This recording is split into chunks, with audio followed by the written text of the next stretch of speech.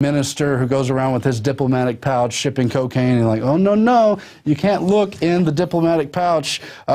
Rob Dew did some research on the corruption at the UN in regard to the drugs and everything. UN Gang, a memoir of incompetence, corruption, espionage, anti-Semitism, and Islamic extremism at the UN Secretariat. That's a book written by Pedro San Juan. He was a Bush appointee. On the day Pedro San Juan moved to his new office at the UN Secretariat in 1984, he had the foresight to unscrew his telephone receiver. Out fell a little packet of high-grade cocaine, which was, according to the story, planted by a KGB agent, a little test for them. Among other shady activities he personally observed and documented were rigged bidding for major service contracts, drug transactions conducted at the UN's parking garage, sale of shotguns and beryllium, and more. You've heard Alex talk about all the child kidnapping rings, all that disgusting stuff. Of course it goes on. Bush himself was the U.S. ambassador to the United Nations. Look what he's a part of, the Skull and Bones Network. They did the whole opium war, all that covert war. This is all about unconventional war against mankind. The man is the enemy model, as we can call it. And that's what it is. GMOs and all the rest of it, it's unconventional warfare. We better start to recognize it for what it is. We're going to take one more short break, and we'll be back with the local corruption story and what one Antonio Beeler has gotten himself involved in just by trying to record a case of police brutality. We'll be back after this, but don't forget to check out our 15-day Prison Planet TV trial and support our broadcast through that model. We also have a quote of the day. We're going to go to that right now, and it is from Otto von Bismarck, the German chancellor. He said, "I fear the foreign bankers with their craftiness and tortuous tricks will entirely control the exuberant riches of America and use it to systematically corrupt civilization." Of course, he was in the 1800s, and he saw this whole model of death by finance coming to America and the rest of the Western world and eventually the whole globe. So that's a short precursor to that global model of corruption. Look it up for yourself, please. Thanks.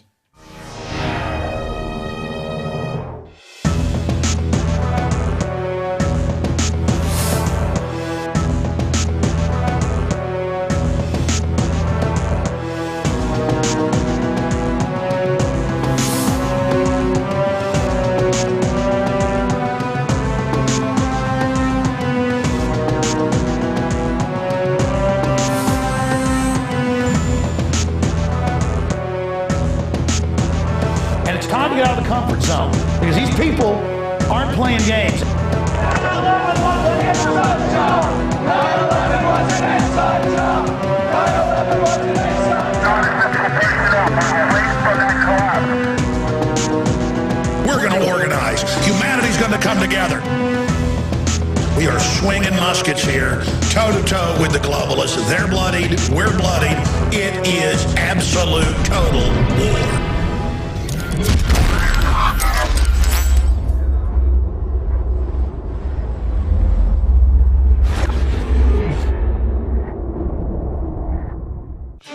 If you believe in this information and want to support its viral spread, go to the INFOWARS store at INFOWARS.com.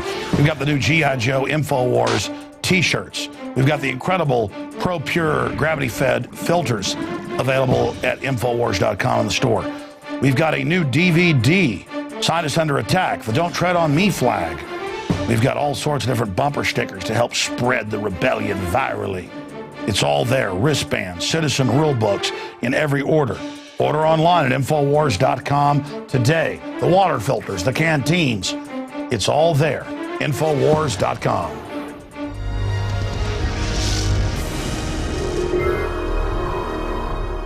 And we are back from break. We've covered TSA, federal corruption. We've covered United Nations, international level corruption. Now we're going to talk a little about local level corruption. We have back on the program Antonio Beeler. Antonio, thanks for joining us. Yeah, my pleasure. All right. And of course, you were falsely charged and arrested New Year's Eve when you began filming a woman who had been yanked out of the car. She was the passenger. I guess the driver had been pulled over, presumably for DUI reasons. and the officers were manhandling her and kind of treating her wrongly. You began to film it, and you were saying things because it didn't look right to you. And, of course, their response was to antagonize you, which is totally wrong. Why don't you update us on the situation? Right. Well, since the last time I came on, the female spoke out, the one who was abused, and she was falsely charged with the crime of public intoxication.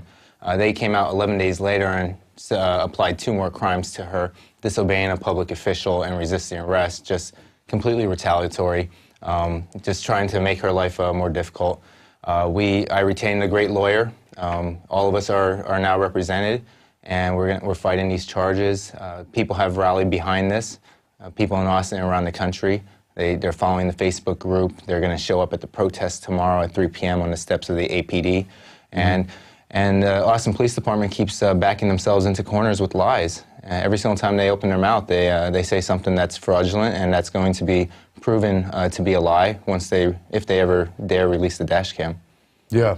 And so in your case, they're refusing to release that dash cam. They've claimed you spit on the officer, kind of giving him a reason to be provoked and try to bring you down, as the video shows.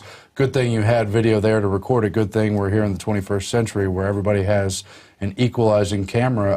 But why won't they release that video? And tell us what Officer Hippolito, Corporal Officer Hippolito, said. Right. Well, they're not releasing the dash cam because it proves that they have 2 criminal cops who lied, sent people to jail, on lies, false arrest.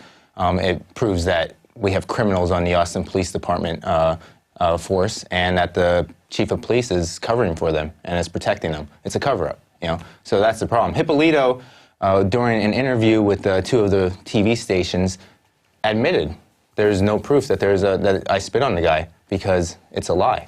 Yeah, no proof you spit on him, but the officer maintains it.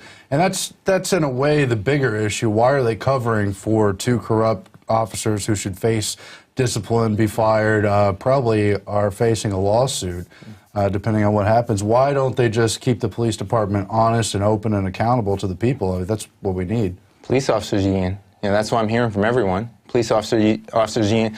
There was a recent situation where a citizens review panel suggested that a cop who killed someone be fired. Nothing ever happened. The cops protected the guy. That information got leaked. The police officers union is more upset that information got leaked than the fact that this murderer cop, never got punished. And it happens all the time, including here in Austin. Right. And it's a shame. And what makes your case different is that bystanders did catch it on video. You had your video. We have a clip from the newscast where they were talking about that. Let's show some of that right now. Corporal Hippolito tells KITV while the video shows inconsistencies to Beeler's story, he admitted he could not see Beeler spitting on the officer. It just doesn't make sense. Was it retaliatory? I don't know that. The police department's not going to file charges just because. Nearly 2 weeks after cell phone video captures an arrest in downtown Austin, APD slaps 2 additional charges on a woman who claims they assaulted her on New Year's Eve. And there it is on video. They talk about inconsistencies, but it's all in the video evidence, which is why they're asking for it to be released. Now, you wanted to talk some more about Corporal Hippolito. Yeah, I feel really bad for the guy. His job is to lie for the APD. He knows he's lying. He knows he's covering for these corrupt cops. He knows that he's a front man for Acevedo, and he's just forced to go out there every day and lie for a living. It's a shame. I wish that he would just turn in his badge and just tell the people that he can't stand to work for a corrupt organization right now. Yeah, they really don't need to cover for the bad cops because it only makes the public more and more angry. There's been riots in town, and this happens all across the nation. I mean, the only thing that makes us different is that it was caught on video. And, of course, you put in a Freedom of Information request. They refused to release the dash cam even then, but we'll see what comes out in the trial. Now, for those here in Austin watching this live here on Friday night, tomorrow on Saturday at 3 p.m. you're having a rally outside of the police department to bring attention to this issue, ask them to do the right thing, and let them know that you're not taking it lying down. Tell us more about that. Right, and it's not my rally. That's the great thing about this. There's so many people that are upset over this police abuse that they're rallying behind this issue, and the fact that 3 people were wrongly arrested that night and abused, fraudulent statements by the police officers. But this is just, they're sick and tired of police abuse, and this is their chance to say something. So I didn't organize the rally, but I'm talking to the people who did. But yeah, 3 p.m. we're gonna let the police department know that we're sick and tired of the police abuse, the corruption, and honor the good cops. Do something for the good cops. Make sure that they can remain respected on the street by getting rid of the bad cops. Stop covering for the bad cops. Exactly. I totally agree.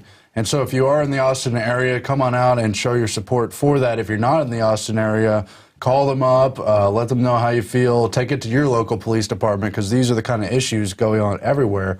Now, I was bringing up earlier how it's a good thing, this wasn't 10 years ago when everybody didn't have cell phone video and these little pocket camera recorders. And you were talking about some of the other kind of institutional discrimination that it's just rampant. Right. There's no question about it.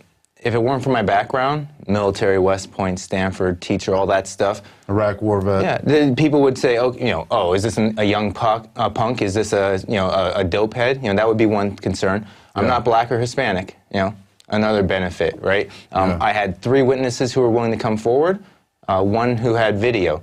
Without those people, it would be my word against the cops. So a lot of things have lined up for me. I'm lucky. There's a ton of people who don't get the benefit of the doubt. And it's quite the opposite. The cops get the benefit of the doubt. And I just wonder how many innocent people sit in prison because of a cop who lied to cover his butt. And so much like all the big cases, all the false flag events we've seen where they tell circles of lies around it and refuse to release this video. I mean, what's so bad about the truth?